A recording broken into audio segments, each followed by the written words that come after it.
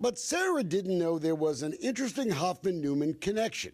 Their partnership on so many divorce and custody fights, like Kelly Jones.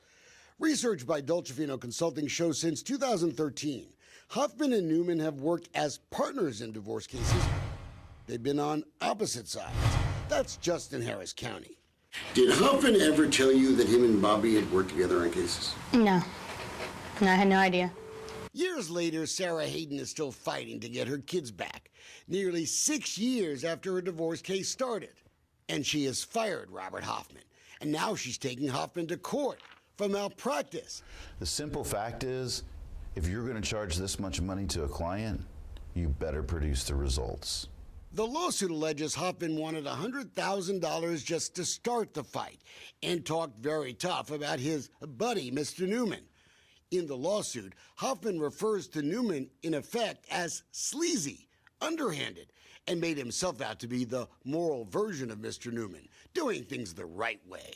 The malpractice cases are sure piling up for Mr. Hoffman. 3 filed just in the last 2 weeks, accusing the veteran Houston divorce lawyer of cheating his clients, loading up bills, giving complex legal cases to his associate/girlfriend, Jenny Smith. Smith shows up in the Hayden case, too.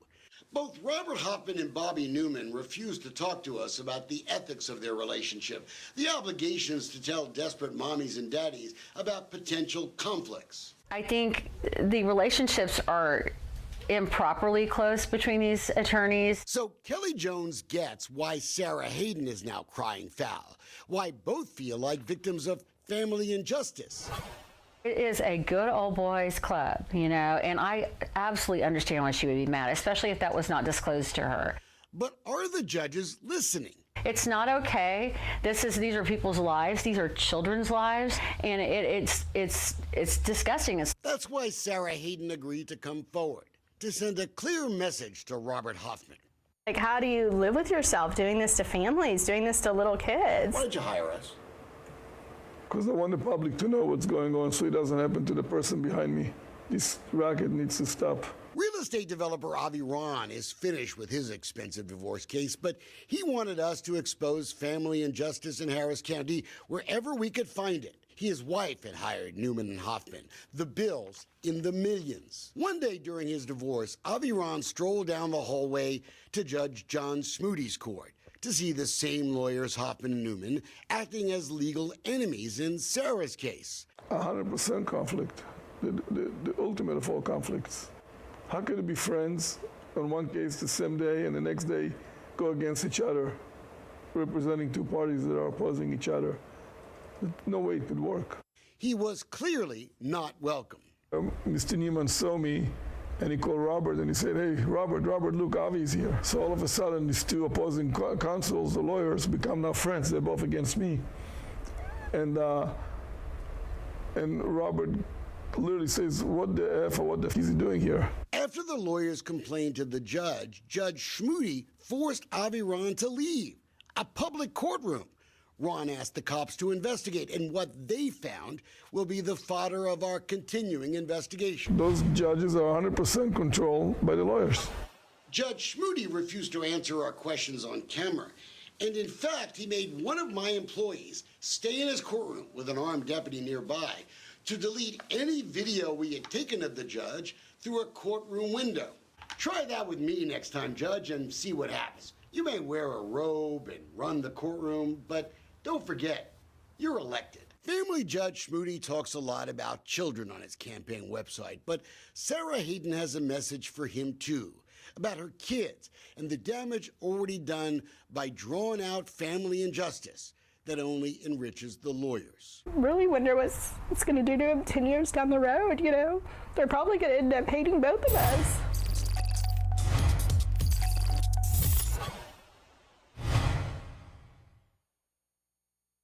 Talk to me, Greg. All right, so in this situation, it goes back to the exact same thing. I personally don't, there's no way to tell a person who to be friends with. Right. I mean, it's just that simple. I mean, if they, once again, a judge is usually a past lawyer, and is still a lawyer. Yep. So they went to the same schools, have the same networks, go to the same events, because they're still lawyers. So I think it's going to be unfair for me to ask, or even us to ask judges and lawyers not to be friends, because they are friends. They're genuinely friends. And for that instance, they may be on opposing sides, but those two people are still friends. So let me go another step further as it relates to this conversation. The piece that they talked about as it relates to, I get it. I'm all about just watering down the shock value. The shock value in this one, the video basically states that these two opposing lawyers are working together. What person do you know is going to hire a lawyer, all right, and then tell the other opposing side, hey, you should get this lawyer? Nobody's going to do that.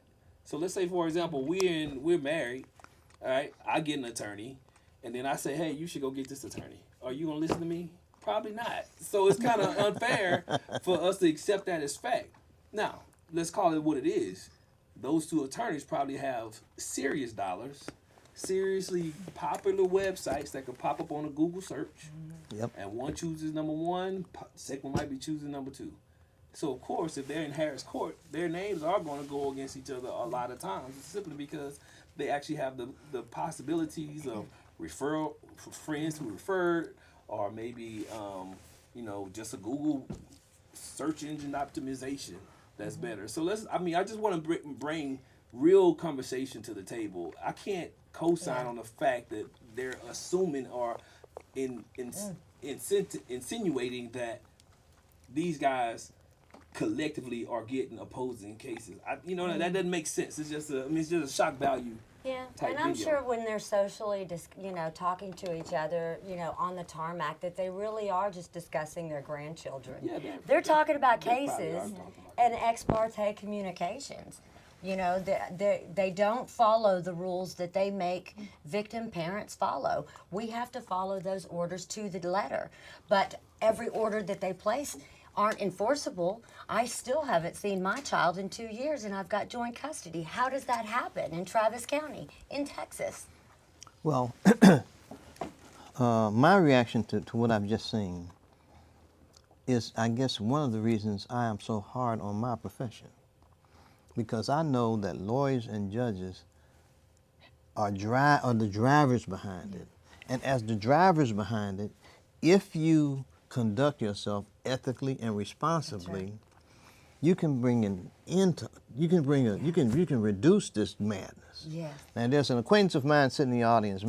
I don't know if you join us or not, but she's a lawyer also. She may tend to disagree with me, or probably, because I'm hard on my profession than most because of my experience. I want to debunk some myths out there. Too often people think that it's both parents equally participating in this, but what they don't realize that all it takes is one unhealthy-minded parent or one aggressive attorney to wreak havoc on this family in crisis. That's right. So that's one thing that I feel that too many people just assume that both parents are participating. I was sued for child custody, and they initiated very hard, and they wanted me to give up my parental rights. I had to participate to stay in my son's life.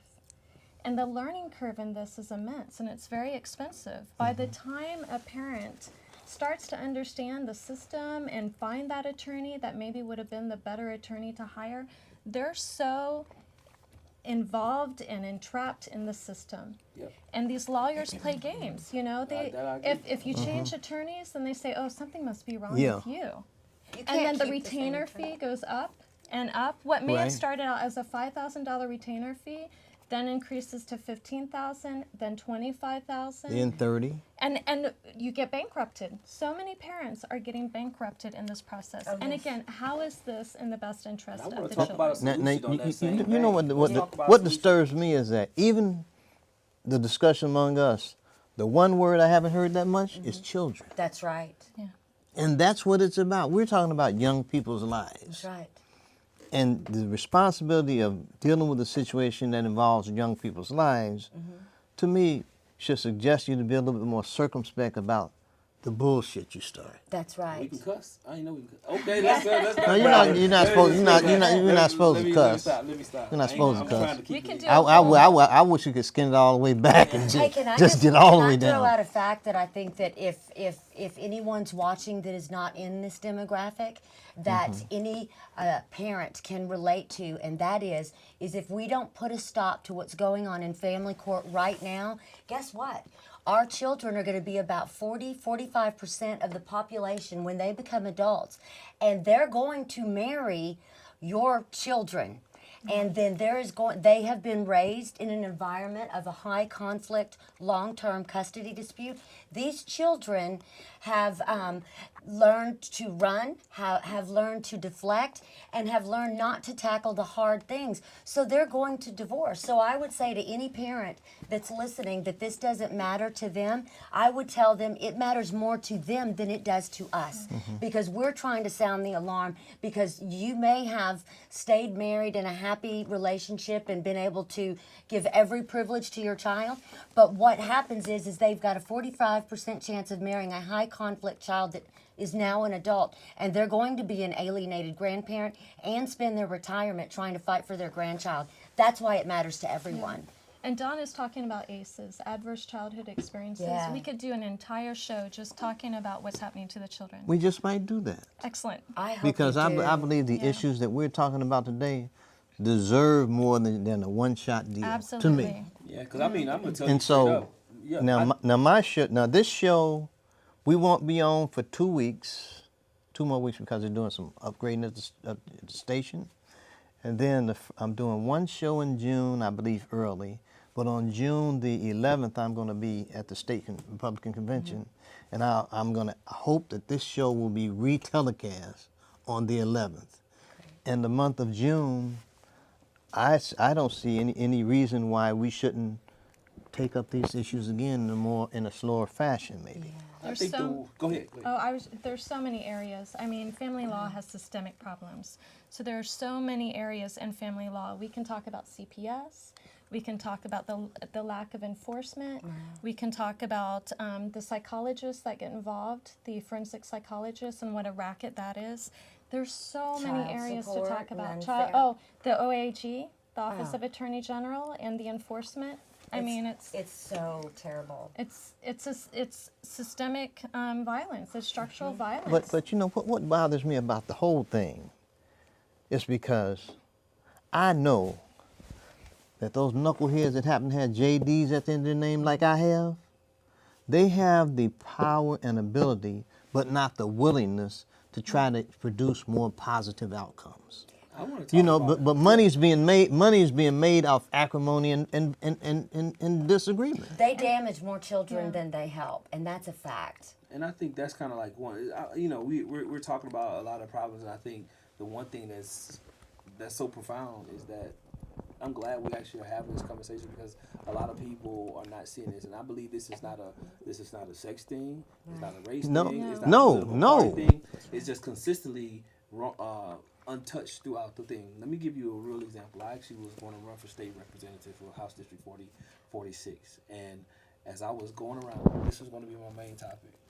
They told me, one of the guys that I was trying to consider getting as my campaign manager told me, if you want to have a conversation about rights, if you want to win, shut the F up about rights. Oh my! To my face. To my face. Wow. And you go into this conversation, you know that there's going to be different sides of it, but the challenge that comes up all the time is there's still this mindset, especially, I accept the fact that there is a bias of women and men, mothers and fathers, and I'm definitely, there's nobody that's disagreeing that is one-sided for fathers, is against fathers. So, but the reality of it all is they still disagree. Yeah, I'm a father, so I'm gonna let you know. And so at the end of the day, but we're not going to kill each other. Yeah, but at the end of the day, there's an absolute bias. There's still a solid right now that says that the mothers are the ones taking care of home, the father's still outside That's what digging the a ditch. systems want you to believe. Yeah. And that's not what's happening in the courtroom necessarily. That's exactly what's happening in the courtroom. And the laws, and I repeat, the laws are situated in such a way for me not to be able to get this is real. right? The typical person that's on child support is a dude. We were on it. All right, so that's I mean, and the father, the one We who know lots of wasn't women who on, are on it. the other guys that's on it, I call them unicorns. That's what I call them, because it's so rare for a father to have custody of his child. Let's do some numbers. I don't know the numbers, but I don't even have to do numbers, and that is so one-sided. But the reason I mention that is I'm not saying that there's an absolute disparity in those situations, and I want to bring that to light. Let me bring the components to light. One, the conflict that we just discussed. The solution that I believe needs to happen is, one, take the lawyers out. Yes. Yes. Take the lawyers Oh, man. completely out. That Please includes you. take So the you lawyers got the out. problem. That's okay. I don't disagree with you. I don't disagree with The you. only right. reason I want to potentially bankrupt, give you money, is if you working for the Attorney General's office and doing enforcement for both sides.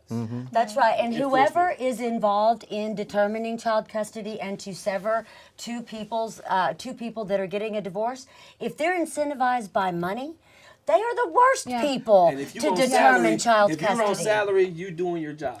And That's- That's the main right. thing you're doing at the end of the day, this thing that says in the best interest of the child is baloney. Well, that's it's a in the best SS interest. Nazi It's term just anyway. talk. It's just talk. It's just I won't talk. go into the SS Nazi conversation, but the reality of it all, in the best interest of the child, really needs to be in the best interest of the That's child. right. So one, if there is an attorney that is needed, the first thing that those two attorneys need to happen is, what do you agree on? Yeah. What do you agree on? So you're saying And the it needs to be non-adversarial. Try to be because what happens Try is to reduce and the adversarialness. And then after you say, what do you not agree on? Let's only talk, not litigate, about the things that you don't agree on. That's right. Only those. Like I went to a court, and we agreed. I've been divorced. Me and my ex-wife, we agreed that we were gonna split the MasterCard bill. By the time it's all said and done, I got the whole damn thing. I'm like, what the hell? We agreed that was going to be split, right? So, Well, I changed my mind. So if we take that part, now we potentially have parents who are truly co-parenting versus being at each other's throats. And you go into that conversation saying, somebody may not get all of what he or she wants, but we want you to have a target on your child's brain, your child's heart, of what success looks like. So that's one. The second thing that I always say is, if at all possible, potentially one thing that you just brought, have both parties to represent themselves in front of a single judge or in front of a single jury. And that in itself removes all of the third legal party jargon and of course the judge can do the deciphering of some of the components, but it makes it overly complex, overly costly, unnecessarily. If I can go into a child support office right now and get child support money, but I cannot get time, there's a huge problem. That's what this shirt is consistently saying. Time is absolutely greater than money. I'm not sure about y'all, but I didn't come up with a silver spoon in my mouth. Right. Right? Now my daughter did. But either way, but I know who my parents are. That's right. They raised us all. I mean, it's 6 of us, so we definitely, we got everything we needed, some of what we wanted. You know what I mean? But that's the story of more than was all of us, right? And so, but the time is the part that transitions us to who we are right now. And I want to make sure that there's a focus on it. I can go way deeper and more concepts of how we get past this hurdle, but the main one is take the lawyers out. I love your spirit because that's the next you are show. at least you are looking for solutions. Absolutely. There's no And need to it's talk about the problem. and it's yeah. Unless you And look for yeah. the solution. Everybody knows the problem. The problem is getting it out into mainstream and the general public getting behind us and caring. You know what I about think us. the solution is? What? It's kind of simple. If regular folks get involved in one judicial election and take out one judge, I don't agree with that. And let me tell you why I just don't take agree them. with Just that. just I vote. had one Just judge. vote their behind out. Were you, We want one were you, indictment. Were If you we in, get one indictment. were you in Travis County? Mm-hmm. All right, you had your judge, right? I've had all of them. Right, so you had, let's say for example, you had 1 or 2 judges. I had my one judge, right? Whether I disagree with him or not, so who I'm a target? She had her judge. She pissed at. I'm at my judge. I'm Well, pissed at. So you see what I'm saying? So how can you go to one in and Travis say this one County- is horrible, especially when I really don't believe it's Travis County, horrible. You there's set no a precedent. guarantee that you're going to get the same judge every time. It's a, Yeah, yeah. that's what I'm saying. I Unless go the into judge writes himself in your it's a orders. crapshoot. That's Yeah. fine. A And real so, I mean, crapshoot. you just think about how many times you could have put your child through college on the money you spent. Oh my gosh. Well, That's my yeah. point. That's exactly what we're doing. You think about even a criminal case. A criminal case will go to the end, and it's done. You might have an appeal, but a family case. Oh, it It's goes on forever. forever. It's So forever. hang on, I want to go back to what you're talking about. You were talking about collaborative law. That does exist, Yes, but it that's does. not what we're really seeing. And that's what And we and go as to. soon as those Go, attorneys, I want you to pause for the listeners to go deeper on the collaborative law. I know it's similar to what I'm saying. Well, But I mean, go I a little studied bit. a little bit of conflict management and resolution. So you have two approaches. You have the competitive approach, which is what we're seeing and what we're talking about in family law, and then you have the collaborative approach. So a competitive approach, the adversarial approach, is a winner-loser. The competitive approach is, or not competitive, sorry, Collaborative. collaborative approach is a win-win situation. But what they do in family law, or at least what we predominantly see, is they further polarize the parents. They don't let them communicate. How are you supposed to collaborate? How are you supposed to create that win-win solution When you have with a no contact when order. there's no contact, no communication? I mean, and this goes on forever. Okay. Yeah. And I think that's going to always be the conversations. Like even Yeah. when you get in that room, you do have to have the ability to talk and let But it be they don't known let the you. relationship has come to an end. Yeah. But all is not lost. That's right. I just wanted to compliment you on just real quick the clip that you showed. I know Kelly Jones. She's one of my best friends, and I'm going to tell you right now that if anyone tries to dispute what she says, we have such parallel cases. We have the same judge and the same therapist that both did the same things to us tactically and took us both down. So Kelly Jones, she's a custody hero, and I'm a big supporter of what she's doing. Okay. About that case. I'm gonna have to start winding this up in a second, but I want to thank all of you for coming on the show, Thanks for having us, man. and that person in the audience who couldn't come on the show at this time. But I'm going to get her in for on another issue because we're going to have to discuss this some more. Yeah, this I is think just that barely conversations like touching this- the tip of the iceberg. Conversations like this. But I still say vote a judge out. That's always the case. Throw And the it's throw the- over. But throw the thing damn that- bum thing out with that- the garbage. But the piece that goes down with your vote is silence of why change has happened. We don't need it to be silent. So- Conversations like Complacency. this will continue to push away from those guys that told me, if you want to win, shut the F up about equality. So- and Okay. rights. Can I share my motto really quickly? Come on, Rhonda, give it to us. So I created an Austin, Texas meetup group called Speak Love. And the Okay. motto goes, speak out, speak up, speak love. One person can make a difference. United, we can create a movement. Never underestimate the difference you can make. That's beautiful. Okay. You got your shades on, everybody. So I You see the chains on, you got shades on. Them Ray-Ban. well, I mean, that just means Polar, by the way. Polarized. that just means I just got a few seconds to go. But I got to have the Family Law Reform Gang with me again, so that we can Time bringing money, I beg you again, Greg, and this time I may not have to twist Rhonda's arm, I love the dialogue. but We could have more. I'm just yeah, we warming have up. to twist just a little bit, just a little bit, just a little bit. Once she gets fired up, it's ready. Oh, yeah. I love it.